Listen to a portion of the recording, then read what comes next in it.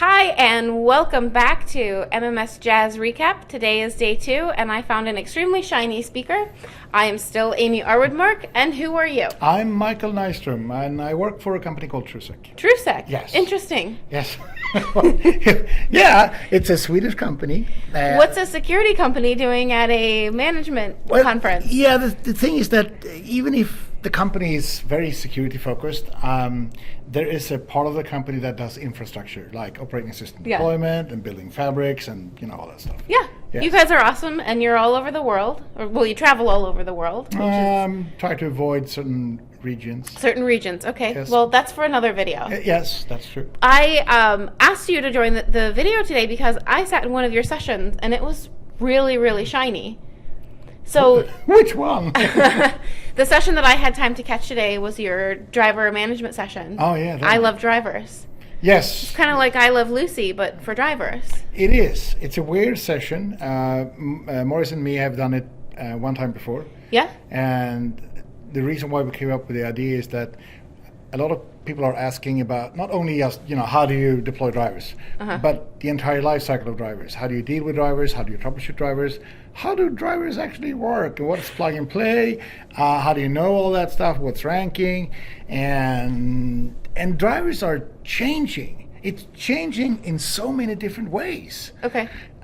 It used to be very simple. You find a driver, you install the driver, hey, it works, and leave it alone. Yeah.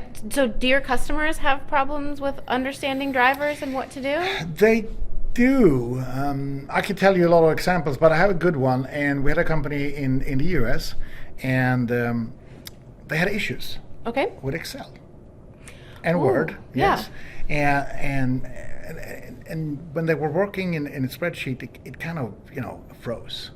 So they contacted us to help them troubleshoot Office 365 issues. And I was like, you don't really have Office 365 issues. Yes, we do. Yeah. No, okay. Well, we can troubleshoot that. So Marcus and me spent some time. And it turns out that all the machines were crashing. It's just that nowadays, when a machine is crashing, it's not really crashing because they have two kind of crashes. The blue screen, we all seen that. But they also have this mechanism of a light crash. It's like, you driving a car and you're bumping into somebody else and you get a scratch. It's not really a crash. Oh, like a fender bender. Exactly. So they have this idea of a fender bender. Inconvenience. Yes. And what happens then is that the faulting driver is restarting. Okay. And that means that if it's a graphic driver, the screen is... Yeah, you see that a lot with display drivers. It's frozen. And that means that if you're in Excel, they go like, hey, it doesn't work anymore. So they thought it was Excel. And they had about 16,000 crashes a day. Oh my goodness. On 2,000 devices. So how were they finding out about these crashes? Were they using desktop analytics to track the crashes? No, they didn't have that. So they didn't find out that way. What we did was gathering all the crash logs from the machines using the ability for Windows to do error reporting. So we configure error reporting to send it up to a SCOM server, and we extract it through the SCOM server. And then we got all the error logs, and we, digging down to all of these drivers. And so basically desktop analytics, but the hard way. Yeah. Yeah. Okay. But we gathered all the logs, and it turns out that they had an issue because they use Surface Pro devices. And they had an issue with the display driver for external graphic cards. And it's a well-known bug. And it's just a really old driver. And if you update the driver, it goes away. Now, the interesting thing is this. They never thought about maintaining drivers because they had a driver and it worked at that time. So nobody said, how often do we need to update drivers? What do you mean update drivers? So, and that's the changing. If you ask me or anybody else like Johan or Peter or anyone that has been working with operating system deployment for a long time, go back 4 or 5 years, you don't change your driver. It works. It's a static thing. It's the same. Don't touch the BIOS. Don't touch the machine. It's kind of working. Yeah. But the problem is that drivers now interact with applications like hardware acceleration. Talk with Maurice about that, and he said, I always disable hardware acceleration in Office because that means that if a graphic driver is bad, it doesn't affect my work. Yeah. Yeah, but it also gives you lousy performance because it doesn't use the graphic adapter. And it's not only the graphic adapter, it could be any kind of driver. So nowadays we're shifting into a model where you need to update the driver for stability because the quality is not that great anymore. We also need to update the drivers because we have a new operating system version. Yeah. Okay, and we also need to update drivers, and that is what's coming more and more for security and vulnerability issues. Absolutely. Yeah, because people have realized, and it's true, people have realized, customers realize that drivers is just another piece of software, and that could be bad as well because it does have access, and it runs in low privilege areas. Yeah, and stuff and like when that. you realize that kind of forces you to change your thinking and how you manage drivers. Yeah, so then you need to manage drivers. Okay, how do you regularly update drivers? Well, you can use either the vendor tools, and I wouldn't say they suck, they don't, but they're not really meant for the central push-out solution. They are meant for the home user that has a little tiny application on your desktop that says, there are new drivers, would you like to install them? And companies don't want to have that. They want to have something that is... Those can be intrusive, for sure, in an enterprise. Yeah, and if you buy a home computer, that's going to happen, right? And home users might learn to click that. My dad had one of these home user computers, and the last time I checked, he had a bunch of new drivers, and he saw... The only thing he was like, that keeps popping up all the time. I just close it. Yeah, you can also press OK. Why? Oh, never mind. I'm going to do it for you. So that's the problem. And it also means that how do you deal with this? Well, you can create we talked about that in jam sessions, which is a good thing. How do I regularly update drivers? How do I verify that they work? Well, it's about a trust question. And machines are getting more and more of endpoints. I like that. That's why the new name of ConfigMgr is Endpoint Manager. Yeah, It's just an endpoint, right? And that means it needs to be stable, it needs to be secure, and there's a slight risk of that machine crashing. That could happen. But in that case, you have something to remediate that, pretty much like a phone. I mean, I have a phone. If the phone goes bad, I grab another phone. Or I buy a new one. Or I reset the device. Well, it's easier. Yeah, because it's basically a phone. Yeah. And computers are nowadays being treated, more and more customers are treating them as a phone. We can't have a security vulnerability, we can't have instability. On the other hand, we can't test and verify every driver, so we test a certain amount of them, and if there's a security vulnerability in driver, we need to get that out. Okay, are we sure all the machines are going to work? No, we're not. We just assume they're going to work, and we're going to do this in rings, so let's deploy them to a couple of machines here and a couple of machines here, and yes, it seems to be working, do it for all the other machines. The challenge becomes, how do you do that over the internet? Yeah, okay, so we can dynamically do it inside an organization. That's pretty easy, and they use regular stuff like PnP util. So if you have something like modern driver management, which means run a PowerShell script in a task sequence, query a web server, figure out what package you need to have. It's going to download all the drivers. Then the drivers are in the folder. Then you run PnP util, point to that folder. It's going to update all the drivers. That's fine. How do you do that externally? Not really the same thing. It's you could expose the web service. Do you really want to do that? You could have some kind of security in front of it. It's still just not name and password. It's just the security grid. Always on VPN. Yeah, we can do that and connect them to an inner network that only have the ability to access that. Or old customers could use don't use direct access. Use always on VPN. But somehow the machine needs to connect back. If you can't do that, then you need to create a regular package for each and every model and deploy them to each and every model, and creating collections for each of them, or create one giant packet, get all the drivers out, or you can just create a package for that specific driver, but that's going to be a management nightmare. And there are no clear answers. There are many ways to do this. Internally, it's pretty easy to do. It's just, what about the internet-based machines that never connects back? Well, then you only have cloud management gateway or something like that, or install that application, or figure out a way to run a script on that machine that automatically downloads and build your own solution, or use Morris Daly's drivers as a service. But now it becomes this challenge of doing driver updates. So you need to figure out a way to do it. And then you also need to know how drivers works. And as we had one guy in the jam session that says, each and every driver package I have is about 1.5 gig in size. Yes. How do I make them smaller? You don't. They are 1.5 gig. But I need to redistribute that for all the machines whenever there's a new driver. Yes, you do.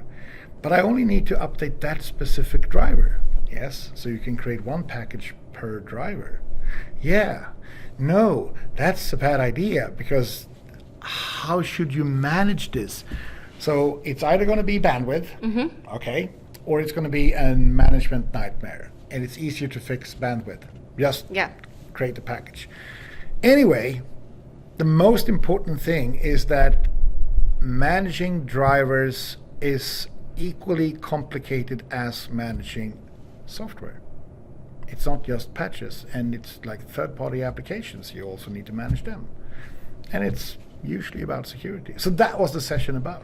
Yeah, it was actually really interesting. And what's funny, I don't know if you know or not, but I wrote an ebook 2 years ago about managing drivers. I can link it in the video description. Do that. But it's not quite up to date, because one of the audience members had asked about the Johan way of managing drivers, and you guys had talked about there's actually a new way to manage drivers. When I wrote the ebook, this new way had just kind of been, I wouldn't call it discovered, because Kim Apolfins had probably talked about it for a few months, I think, before the rest of us caught up on it. So Kim found out that you could use DISM, and he did that because Microsoft had a bug that says, well, the only way to install this driver is to use DISM. And Kim said, well, can't you do that for all drivers? Yeah, exactly. So it's a really, really shiny solution. I do cover it in the book, but something that you talked about that I don't think I covered in the book is using desktop analytics for covering driver you can issues see with crashes, drivers and crash reports and stuff. Yeah. So the most common way for application to drivers is,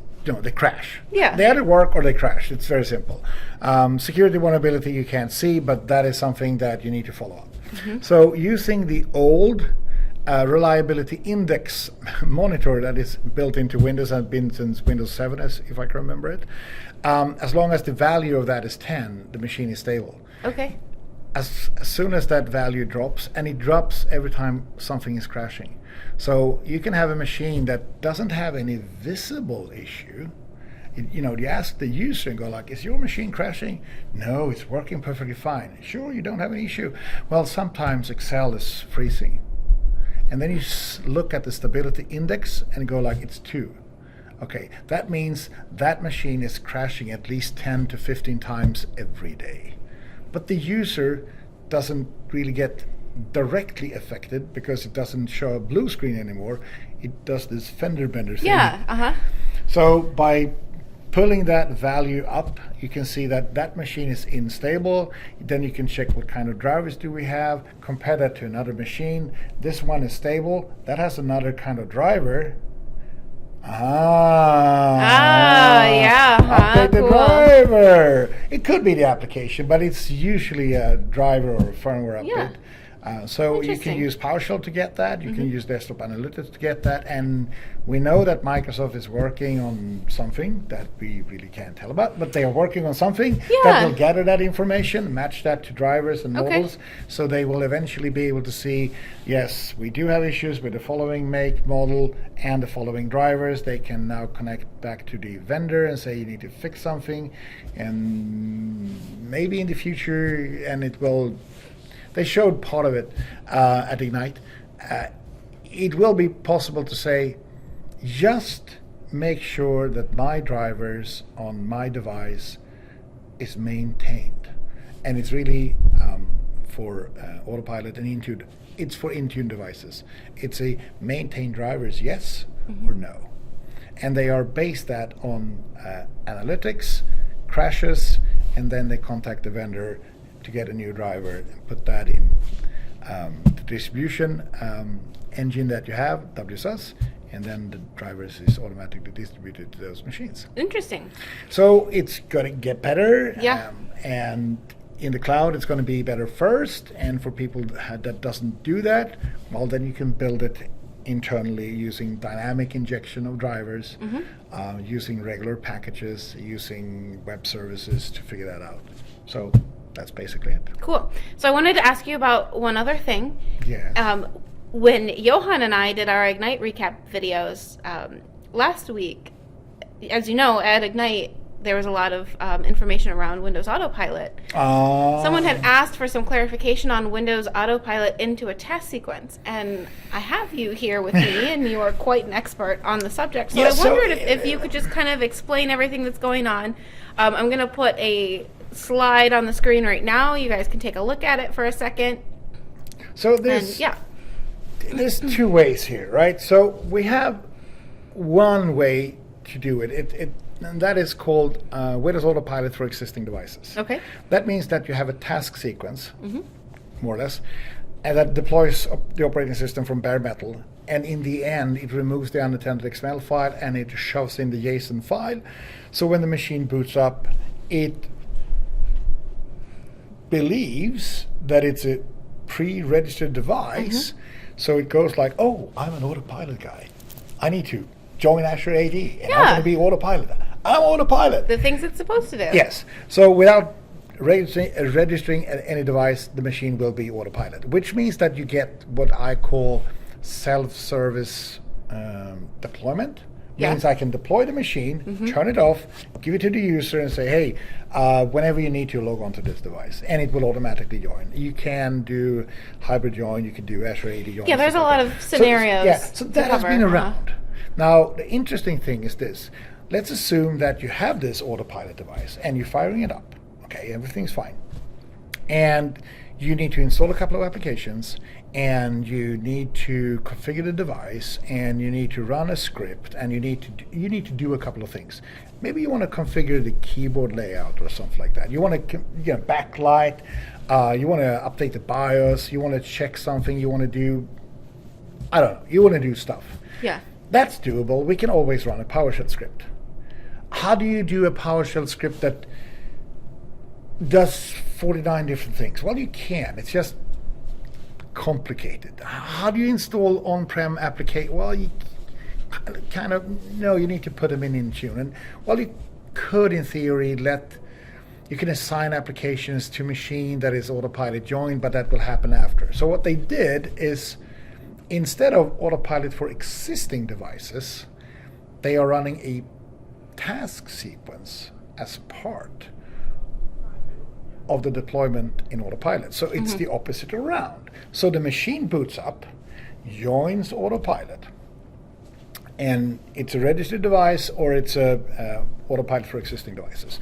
It installs the Intune client, needs to do that, so it's happy, and the Intune client immediately installs the ConfigMgr client. Interesting. Yeah, and that's fine. So now it's co-managed. Okay. But when you do that, you can now specify that after it had installed the ConfigMgr client, and now it's co-managed, you can specify run this task sequence. So you specify the task sequence ID.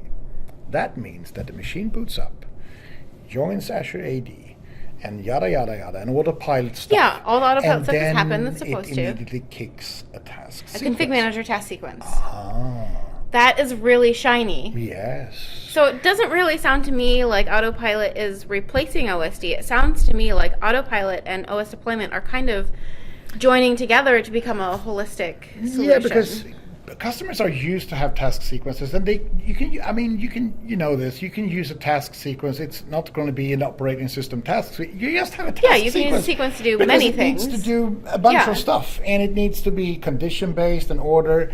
And instead of trying to, I think this is the approach Microsoft have, is instead of trying to teach people how to use you can decide state configuration with 2-mile PowerShell script. Yes, but they are all known and used to use ConfigMgr. So a task sequence would be nice. So now you can run that as a part. Yeah. The last time I checked, it's soon to be available. Yeah, I feel like anything they announce at Ignite, I mean, some things take a year after Ignite, but I feel like stuff like this that's really usable for the IT admin, it doesn't take them long and No, I mean, they already have the only thing they're going to need to do is the ability to say that immediately after the config manager client is installed, query this task sequence and run it. Yeah. That's the only thing they need to do. And that's not a huge thing to fix. It's just about timing. So we need to make sure that the client, well, they need to make sure that the client really have access to the cloud management gateway, can download the task sequence, but then you run it. So it's more of I'm not a developer, but if I was, I wouldn't say it's going to be that hard to fix that. Yeah. So I don't think it's going to be this, takes forever before it's done. I really think it's going to be done soon. So it sounds like the difference here is, I mean, as you know, you can install a config manager agent on an endpoint, and then it has a required sequence that runs once it checks in. Yeah. So it sounds like this is saying install this and immediately after run the sequence. Don't wait to check in. Correct. That is quite Which tiny. means that you can have this chain. So you can have the machine, you either buy it or you use your own deployment. So you use a task sequence to deploy the machine, and then you switch to Autopilot, and Autopilot is the user grabs the machine whenever the user wants to, start the machine, log into the machine, and Intune, registered, config manager, co-managed, and run a task sequence. Nice. And the task sequence will do, whatever. It's going to be, I'm pretty sure it's going to be kind of limitations for what you can't do. But in general, whatever limitation they have, I think they're going to cover that. So the piece that is missing, the one and only piece that is missing from Autopilot to be complete, well, that's going to be bare metal deployment. I don't know. I'm just hoping that if they can figure that out somehow, then Autopilot will be a disconnected part in a traditional deployment. So instead of having one task sequence, you basically have two. One to lay down the operating system, and then you have another one to do the configuration you want to. Okay. So it's not magic, but it's, slowly filling all the tiny little holes. And I think if you can do this, one customer that I have, for instance, they say, well, we can't use Autopilot. Okay, why is that? Oh, we have a ton of applications we want to have. But if they can run a post task sequence that grabs the content from the local network, well, the only difference here is that it's going to be a disconnected state between getting the operating system down to the machine with the correct drivers, and then when you fire it up, it's going to download everything else. Which means that the IT department could be creating general machines, and then they could stage them and say, well, these machines are lab machines, these are whatever machines, and these are whatever. Yeah. And they run different task sequences when they power it on. So then everything else happens. So you don't need to have the machine is done, and now I'm waiting for the policy to kick in. It's soon. It's going to kick in any day soon. I restart the machine. No, it didn't do that. And try it again. Yeah, no, it didn't do that. Yeah. So we now have that disconnected state, and that's going to disappear because now we can force it to run the task sequence immediately. I think it's awesome. I think it's really awesome. I haven't seen it in action. I haven't played with it myself. But I'm pretty sure I'm going to do that as soon as it's available. Yeah, yes. I'm sure a lot of people are going to look at it as soon as it's available. And this also means that Autopilot is going to shift into something that is, more general, available. It's going to fit in more scenarios. Yeah. More people are going to be able to use it. So the only ones that can't use it is going to be the one that says, well, we can't do Azure AD. Okay. Okay, why? It doesn't say, we just can't do it. Those are still going to rely on the traditional legacy deployment method. So there are options for everybody. Yes. That's great. I think so too. Well, Michael, thank you very much for joining me today on day 2 of our MMS Jazz journey. Tune in tomorrow for another video. It'll be a short one. I'm actually headed home early. You are? Yeah, so I'll be here through lunch, and then I'll be heading home. Strangely, it's a long journey back to Chicago. It's nothing compared to your journey back to Sweden, but I'm just surprised at how long the flight is, and then the I ain't going drive back. out to the country, which I'm not complaining about, but I ain't going back. you're not going back to No, Sweden. I'm going- You're just done with Sweden. Oh, well, yeah. Well, it's going to be San Francisco. Oh, nice. Okay. Yeah, I hope so. We have a customer engagement. Awesome. Okay. Well, folks, thanks for tuning in, and we will catch you later. Thank Bye. you. Bye.